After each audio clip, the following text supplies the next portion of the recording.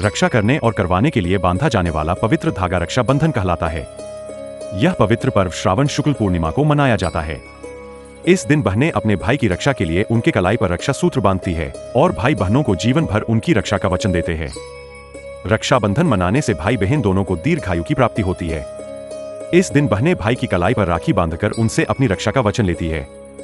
रक्षाबंधन के त्योहार से जुड़ी कई कहानियां प्रचलित है। हम आपको बताने जा रहे हैं सबसे रोचक मासिक और पौराणिक कहानियां जिन्हें इस त्योहार की शुरुआत भी माना जाता है। रक्षाबंधन की सबसे पहली कहानी सबसे ज्यादा प्रचलित है। महाभारत के समय एक बार भगवान कृष्ण की अंगुली में चोट लग गई थी और उसमें से खून बहने लगा था। ये देखकर द्रौपदी, जो कृष्ण जी की सखी भी थी, उन्होंने आंचल का पल्लू फाड़कर उनकी कटी अंगुली में बांध दिया। धार्मिक मान्यताओं के अनुसार इसी दिन से रक्षा सूत्र या राखी बांधने की परंपरा शुरू हुई। जैसा कि आप सब जानते हैं कि जब द्रौपदी का चीरहरण किया जा रहा था, तब श्री कृष्ण ने ही उनकी लाज बचाकर सबसे उनकी रक्षा की थी। राखी की एक अन्य प्रचलित कहानी है कि महाभारत के युद्ध में युधिष्ठिर ने कृष्ण से पूछा कि मैं सारे दुखों से कैसे पार पा सकता हूं। तो कृष्ण कहते हैं कि तुम अपने सभी सैनिकों को रक्षा सूत्र बांध दो, इससे तुम्हारी विजय पक्की है। युधिष्ठिर ऐसा ही करता है और उन्हें विजय मिलती है।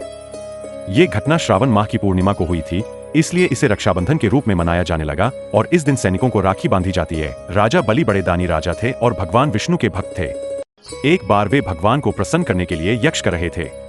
अपने भक्त की परीक्षा लेने के लिए भगवान विष्णु ने एक ब्राह्मण का वेश धरा और यज्ञ पर पहुंचकर राजा बलि से 3 पग भूमि दान में मांगी। राजा ने ब्राह्मण की मांग स्वीकार कर ली। ब्राह्मण ने पहले पग में पूरी भूमि और दूसरे पग ने पूरा आकाश नाप दिया।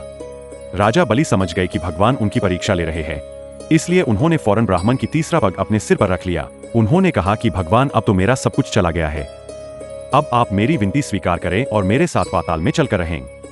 भगवान को राजा की बात माननी पड़ी। उधर मां लक्ष्मी भगवान विष्णु के वापस न लौटने से चिंतित हो उठीं।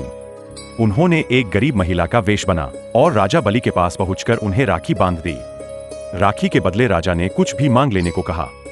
मां लक्ष्मी फौरन अपने असली रूप में आ गईं और राजा से अपने पति भगवान विष्णु को वापस लौटाने की मांग रख दी। राखी का मान रखते हुए राजा ने भगवान विष्णु को मां लक्ष्मी के साथ वापस भेज दिया। माना जाता है कि एक बार दैत्य वृत्रासुर ने इंद्र का सिंहासन हासिल करने के लिए स्वर्ग पर चढ़ाई कर दी।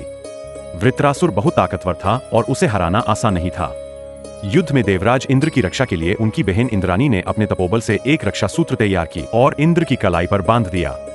इस रक्षा सूत्र ने इंद्र की रक्षा की और वह युद्ध में विजयी हुए।